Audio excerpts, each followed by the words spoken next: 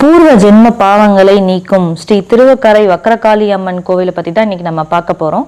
இங்குள்ள மூலவரோட பெயர் பார்த்தீங்கன்னா சந்திர மௌலீஸ்வரர். சுமார் 2000 வருடம் பழமையான ராஜராஜ சோழன் காலகட்டத்தில் நிறுவப்பட்ட கோவில் இது. மேலும் இந்த கோவிலோட மற்றொரு சிறப்பு என்னன்னு பார்த்தீங்கன்னா, திருஞான சம்பந்தரால் தேவாரம் பாடல் பெற்ற ஸ்தலத்துல இந்த கோவிலும் ஒன்று. அருள்மிகு சந்திர மௌலீஸ்வரர் கோவிலில் 7 நிலை ராஜகோபுரம் பிரதானமாக அமைந்துள்ளது.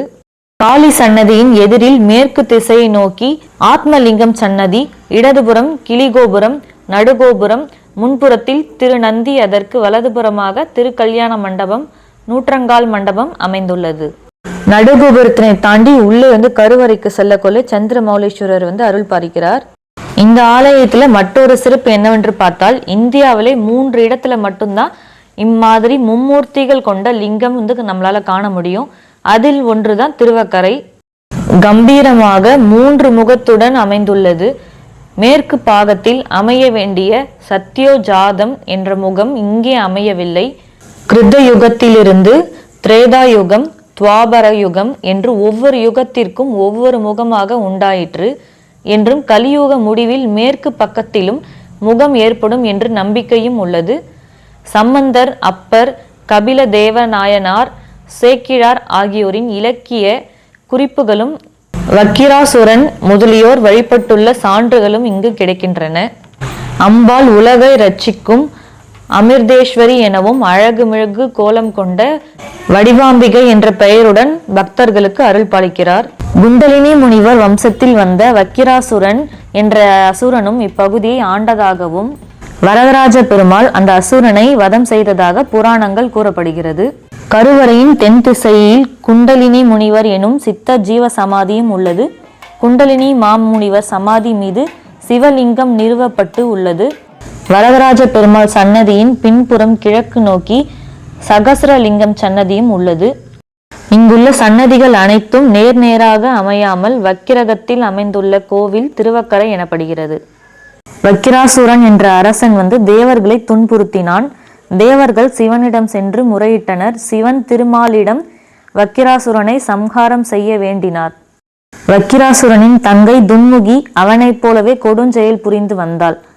அரக்கியான அவளை வதம் செய்ய பார்வதி தேவியே சென்றாள். ஆனால் துன்முகி கருவுற்று இருந்ததால் பார்வதி துன்முகியின் வயிற்றை கிழித்து சிசுவை தனது வலது காதில் குண்டலமாக்கி கொண்டு துன்முகியை வதம் செய்தாள். வக்கிராசுரனின் தங்கையை அழித்ததால் பார்வதி இங்கு வக்கிரகாளியாக சம்ஹார கோலத்தில் அருள் புரிகிறாள். வக்கிரகாளியின் திருவுருவம் மிக்க அழகுடையது. சந்ததிக்கு எதிரில் வக்கிராசுரன் பூசித்த பெரிய வக்கரலிங்கமும் உள்ளது. வக்கரகாளி சம்ஹாரம் பண்ணியதால் ஓங்காரமாக இருந்த காளியை ஆதிசங்கரர் சாந்தம் செய்து இடது பாதத்தில் ஸ்ரீ சக்கரராஜ எந்திரத்தை பிரதிஷ்டை செய்ததாக கூறப்படுகிறது.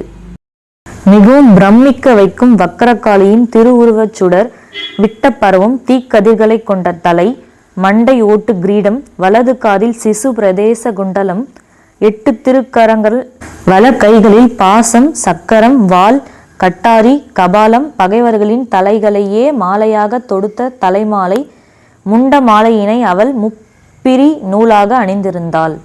இந்த சன்னதியில வலம் வர நினைப்பவர்கள் ராகு கேது கிரகங்களுக்கு அதிதேவதை காளி என்பதால் வலது பக்கமாக 5 முறையும் இடது பக்கமாக 4 முறையும் வலம் வந்து பிரார்த்தனை செய்ய வேண்டும். சங்கிராபரணி நதியின் கரையாக அமைந்தாலும் வக்கரை என மருவி திரு அடைமொழி சேர்ந்து திருவக்கரை ஆயிற்று. தல மரமாக வில்வமும், தீர்த்தமாக பிரம்ம தீர்த்தம், சந்திர தீர்த்தம், சூரிய தீர்த்தம் குறிப்பிடப்படுகிறது. வராக நதி எனப்படும் சங்கராபரணி ஆற்றின் கரையில் பெரிய ராஜகோபுரத்துடன் கோவில் அமைந்துள்ளது. மரங்கள் கல்லாக மாறியிட்டிருக்கும் விந்தையும் உடையது.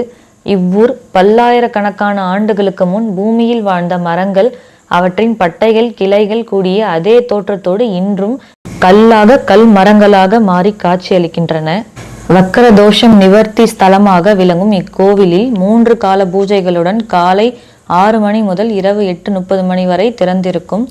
வக்ரா சன்னதி திருத்தலம் எனப்படும் இத்திருக்கோவிலில் உள்ள வக்கரகாளி அம்மனை தரிசனம் செய்வதனால் எவ்வகை வக்கர தோஷம் இருந்தாலும் நிவர்த்தியும். திருமண பாக்கியம், மழலை பாக்கியம் வேண்டுபவர்கள் இக்கோயிலுக்கு நெய் தீபம் ஏற்றி தொட்டில் கற்றி போன்றவற்றை செய்து பலன் பெறுகின்றனர்.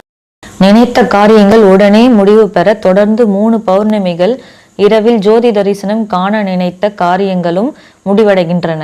இக்கோவிலில் பௌர்ணமி அன்று இரவு 12 மணி அளவில் ஜோதி தரிசனமும், அமாவாசை தினத்தன்று பகல் 12 மணிக்கு ஜோதி தரிசனமும் நடைபெறும். சிவன் கோவிலாக இருந்தாலும் காளியும் குடியிருப்பதால் இஸ்தலம் சக்தி தலங்களில் ஒன்றாகவும் புகழ்பெற்று திகழ்கின்றன. மன நிம்மதி வேண்டி, கிரக தோஷங்கள் நீங்க, காரிய தடைகள் நீங்கி, சுபிட்சம் உண்டாக, பூர்வ ஜென்ம பாவங்கள் விலக, வக்கர தோஷம் புத்திர தோஷங்கள் விலக, காரிய தடைகள் நீங்கி இங்கு அருள்பாலிக்கும் சிவபெருமானை பிரார்த்திக்கிறார்கள் மக்கள். வக்கரகாளி அம்மன், சந்திர மௌலீஸ்வரர், சனி பகவான் சன்னதிகள் வெவ்வேறு திசைகள் நோக்கியவாறு வக்கிரமாக அமைந்துள்ளன. வக்கிர கிரகங்களால் வாழ்க்கையில் பாதிக்கப்பட்டவர்கள் இத்தலத்தில் வந்து வக்கிரகாளி, வக்கிரலிங்கம், வக்கிர சனி பகவான் முதலியோரை தரிசித்து துன்பங்கள் நீங்க பெற்று வாழ்க்கையில் பயனடைவார். பிரதோஷம், மகா பௌர்ணமி, அமாவாசை, சித்ரா பௌர்ணமி உற்சவம், ஆடி கிருத்திகை, கார்த்திகை தீப உற்சவம், தைப்பூசம் மற்றும் காணும் பொங்கல் உற்சவம், தமிழ் வருடப்பிறப்பு, திருக்குளத்தில் தெப்பல் உற்சவமாகிய இத்தலத்து முக்கிய விழாக்களாக இங்கு கொண்டாடப்படுகின்றன. இத்திருஸ்தலம் நம்ம விழுப்புரம் மாவட்டத்தில் தாங்க இருக்கு. தொடர்ந்து 25 வருடமாக கிறிஸ்துமஸ் தினத்தன்று 1008 பால்குடம், கிறிஸ்துமஸுக்கு முந்தைய நாள் யாகம் செய்து திருவிளக்கு பூஜைகளும் நடைபெறுகின்றன.